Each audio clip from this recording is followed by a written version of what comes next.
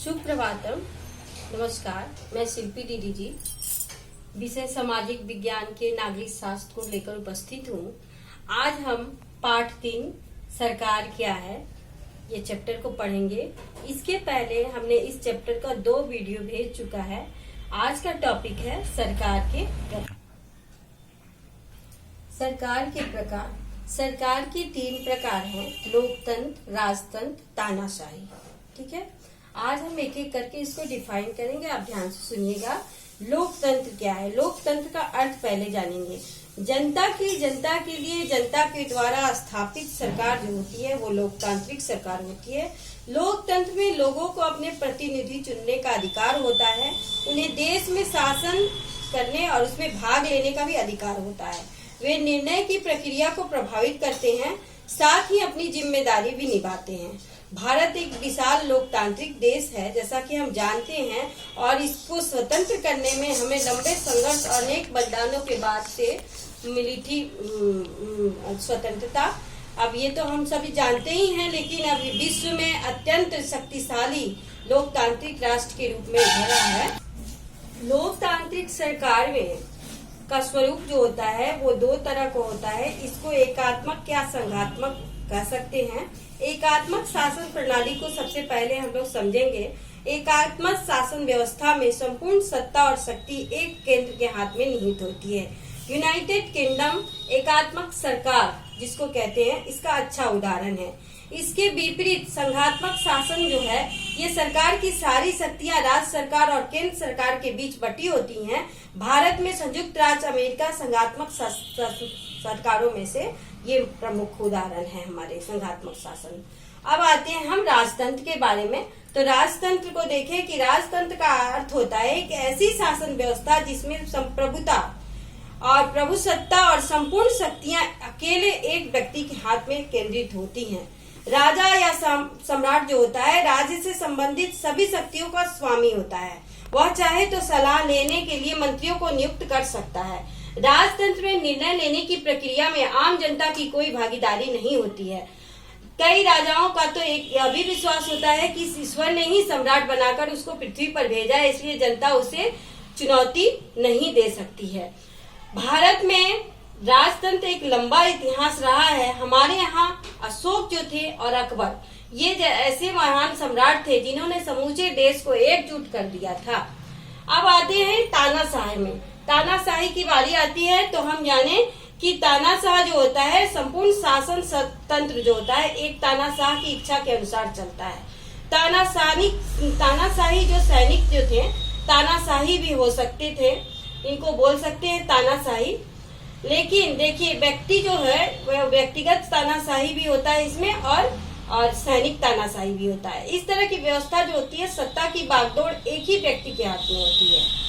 और जाने कि जनता को देश की शासन व्यवस्था में भाग लेने का अधिकार नहीं होता है। इसमें सिर्फ जो तानाशाह होगा व्यक्ति, वही जो कहेगा वही करना होता है। तानाशाह की शक्तियों पर किसी तरह का अंकुश नहीं होता है। आधुनिक काल से ही देखिए तो दुनिया में अनेक तानाशाह सत्ता में आए, और जर्मनी में जैसे हम उदाहरण के तौर पर बोले तो हिटलर, इटली में मुसोलिनी और रूस में स्टालिन जो थे वो एक नंबर के असली तानाशाह थे। तो इस तरह तानाशाह का अच्छा उदाहरण ये तीनों देते हैं, हिटलर, मुसोलिनी और स्टालिन। और आते हैं कि मताधिकार आंदोलन क्या है और इसमें महिलाओं को वोट देने का अधिकार कैसे है। ठीक है, अब देखिए कि तानाशाह और लोकतंत्र, राजतंत्र ये तीनों हो गए। मताधिकार आंदोलन क्या है इसको समझेंगे। मताधिकार शब्द का अर्थ होता है लोगों को अपने प्रतिनिधि चुनने के लिए वोट और मत देने का अधिकार। जैसा कि हम जानते हैं कि चुनाव होता है तो हम लोग जाते हैं वोट देने। महिलाओं को मत देने के अधिकार से वंचित नहीं रखा जाना चाहिए, इसीलिए सभी देशों में लंबे समय तक मताधिकार से वंचित रही है महिलाएं। तो यूरोप और अमेरिका में महिलाओं के मताधिकार के लिए संघर्ष करने के लिए अनेक संस्थाएं बनाई गई थी। 1903 में इंग्लैंड में एक सामाजिक और राजनीतिक संघ भी बनाया गया था, जिसमें शांतिपूर्ण तरीके से अपनाने के बजाय इस संस्था ने हिंसक तरीके अपनाए और सार्वजनिक संपत्ति को नष्ट करना ये इत्यादि इसमें शामिल थे। इसके सदस्यों ने भूख हड़ताल भी की और बहुत से आंदोलनकारियों को कैद भी कर लिया गया। प्रथम विश्व युद्ध में जो हुआ 1914 से 1918 में, तो ये महिलाओं ने महत्वपूर्ण इसमें भूमिका निभाई थी प्रथम विश्व युद्ध में। इसी से यह जो स्थिति थी उस समय महिलाओं की, उससे हम लोग सिद्ध हो जाता है कि महिलाएं भी पुरुषों जैसे अधिकार पाने के योग्य हैं। 1918 जो समय था, उस समय ब्रिटेन में 30 वर्ष से अधिक आयु वाली सभी महिलाओं को वोट देने का अधिकार मिल गया था। 1928 में महिला मतदाताओं के लिए मताधिकार की आयु को घटाकर पुरुषों के बराबर यानी 21 वर्ष कर दिया गया था। देखिए कि पहले महिलाओं को वोट देने का अधिकार 31 वर्ष था, बाद में 21 वर्ष कर दिया गया।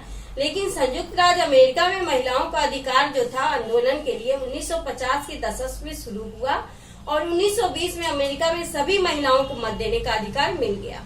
कुछ अपवादों को छोड़कर आज महिलाएं पुरुषों के जैसे अधिकार प्राप्त हैं। आप देख भी रहे हैं हमारी महिलाएं पुरुषों से ज्यादा आगे हैं। उन्हें निजी संपत्ति रखने, वोट देने और व्यवसाय चुनने का अधिकार मिल चुका है। इस तरह से महिलाओं को मताधिकार, आंदोलन, वोट देने का अधिकार मिला हमारे बहुत से अधिनियम और संघ के अनुसार। तो इस तरह ये मेरा टॉपिक जो है सरकार के प्रकार तीनों और मताधिकार आंदोलन में महिलाओं की महत्वपूर्ण भूमिका, इस तरह से अधिकार, इसके बारे में हमने डिफाइन कर दिया।